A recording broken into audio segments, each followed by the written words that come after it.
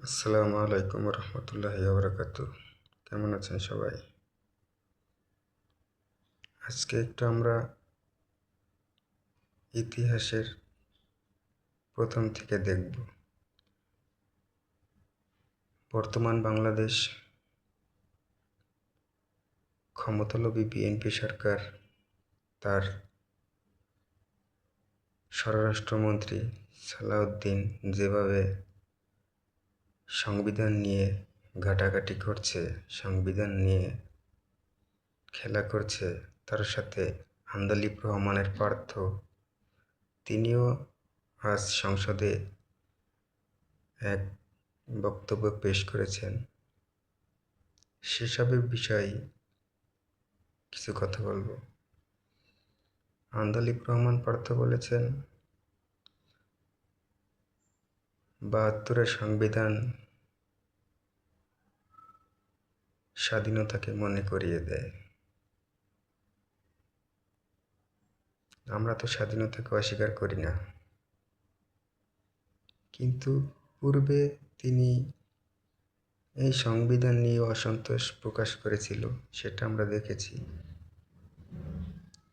তিনি বলেছিল, এই সংবিধানের দ্বারা মানুষ কষ্ট পেয়েছে, এই সংবিধান দ্বারা মানুষকে নির্যাতিত করা হয়েছে, এই সংবিধান দ্বারা মানুষকে জেলে পাঠানো হয়েছে।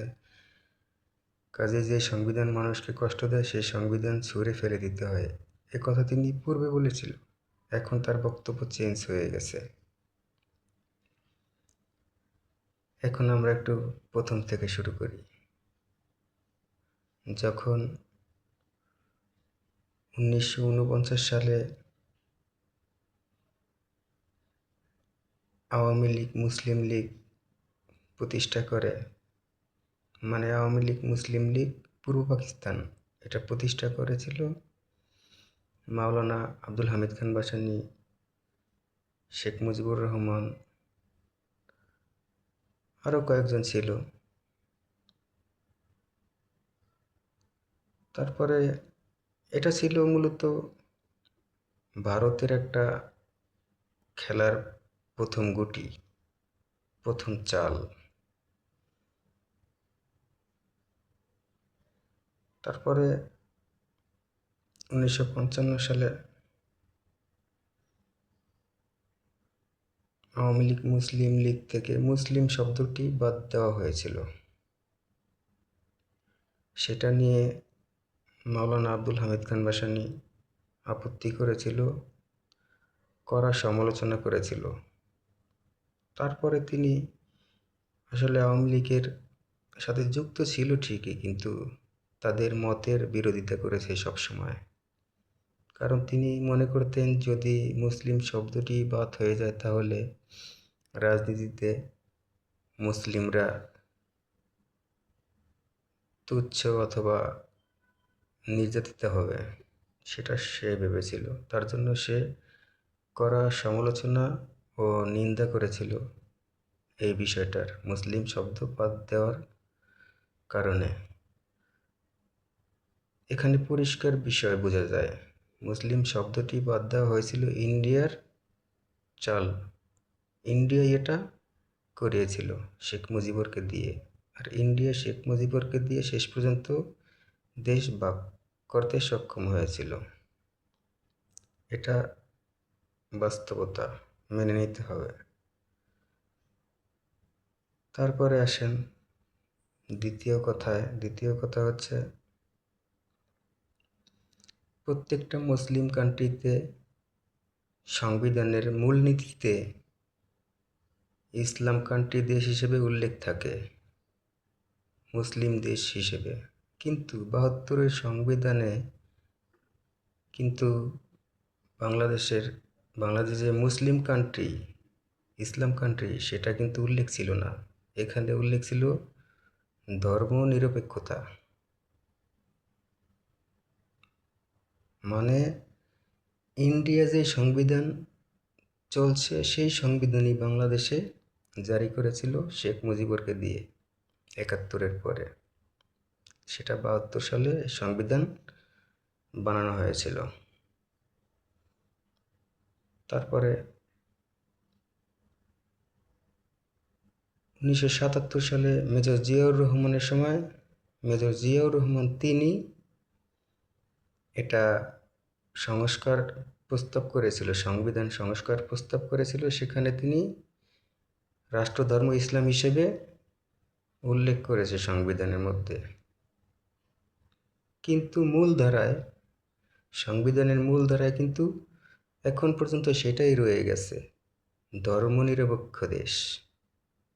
তাহলে যারা 72-এর সংবিধান নিয়ে এত মাথা ব্যথা শুরু হয়েছে, যাদের 72-এর সংবিধান লাগবেই, এটা হচ্ছে ভারতীয় প্রচলিত সংবিধান, সেটা আমাদের বাংলাদেশে জারি করা হয়েছে। এরকম হতে পারত সংবিধানের মূলনীতিতে এটা থাকতে পারত, রাষ্ট্রধর্ম ইসলাম, কিন্তু ধর্ম পালনে কোনো বাধ্যবাধকতা নেই, তাহলে কোনো সমস্যা ছিল না। কিন্তু মূলনীতিতেই ধর্মনিরপেক্ষ করে দেওয়া হয়েছে, মানে এটা মুসলিম কান্ট্রি হিসেবে উল্লেখ নাই। পরে জিয়াউর রহমান সেটা যুক্ত করেছে, কিন্তু তাও মূলনীতি কিন্তু এখনও রয়েই গেছে, ধর্মনিরপেক্ষ দেশ। তাহলে আমরা কি ভেবে নেব? এটা তো ভারতীয় ওই সংবিধান।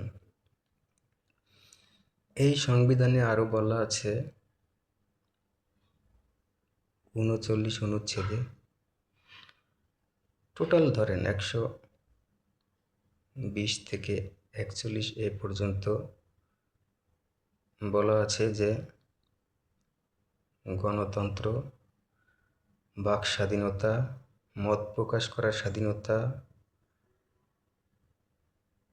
আদালতকে স্বাধীন করে দেওয়া, মানে বিচার বিভাগকে স্বাধীন করে দেওয়া, প্রশাসনকে স্বাধীন করে দেওয়া,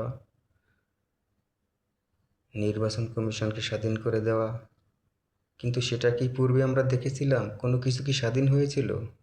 না বিচার বিভাগ স্বাধীন হয়েছিল, না প্রশাসন স্বাধীন হয়েছিল, না নির্বাচন কমিশন স্বাধীন হয়েছিল। কারণ নির্বাচন কমিশন দিয়ে ভুং ভাং ইলেকশন করিয়ে আবার বারবার তারা ক্ষমতায় গেছে। বিচার বিভাগে এমন কিছু ব্যক্তিদের নিয়োগ করা হয়েছিল, মানিক চোর, আপনারা তো সবাই জানেন, মানিক চোরা এমন কিছু মন্তব্য করেছে, বিএনপি সবসময় কড়া সমালোচনা করত, বলতো জিয়াউর রহমান রাজাকার, এই সেই অমুক তমুক। সেই মানিক চোরের জামিন করার জন্য তদবির চালাচ্ছে এখন বিএনপির কিছু হাইকমান্ডের নেতারা। এখন আপনারা মনে করেন সংবিধান কি? এই সংবিধানই হচ্ছে আমাদের দেশের মূল সর্বনাশের প্রথম ধাপ। কারণ এই সংবিধান দিয়েই এই দেশটাকে ইসলামিক দেশ, তবুও ইসলামিক দেশ হিসেবে উল্লেখ করা হয় নাই আন্তর্জাতিকভাবে। এই বালের সংবিধান কে মানে? 72-এর সংবিধানের মায়ের চুদি আমি।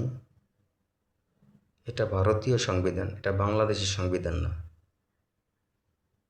যদি বাংলাদেশের সংবিধান হতো তাহলে সংবিধানের প্রথমে মূল ধারায় বাংলাদেশ মুসলমান কান্ট্রি হিসেবে উল্লেখ থাকতো, সেখানে উল্লেখ নাই।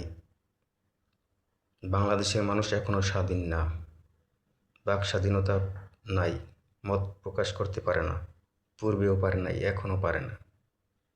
কোন বালের সংবিধান এটা? সংবিধান শুধু নিজেদের স্বার্থে যতটুকু যায় ততটুকু সংবিধান মানলেই হয়? এই সংবিধান আঁকড়ে ধরেছে পূর্বে যারা শাসন করেছে তারা, কারণ এই সংবিধান দিয়ে ক্ষমতা ধরে রাখার অনুচ্ছেদ এই সংবিধানের মধ্যে আছে। এজন্য এই সংবিধানকে কেউ বাতিল করেনি। কিন্তু বেগম খালেদা জিয়া কিন্তু উল্লেখ করেছিল, জনগণের নির্বাচিত সরকার যদি বাংলাদেশে গঠন হয় তাহলে সেদিন এই সংবিধান ছুঁড়ে মারা হবে, ফেলে দেওয়া হবে। আর তার সন্তান, তার নেতাকর্মীরা সেই সংবিধানের রশি ধরে ঝুলে আছে, ফাঁক ফুকর খুঁজছে কীভাবে জনগণকে বোকা বানানো যায়, কীভাবে ক্ষমতা টিকিয়ে রাখা যায়।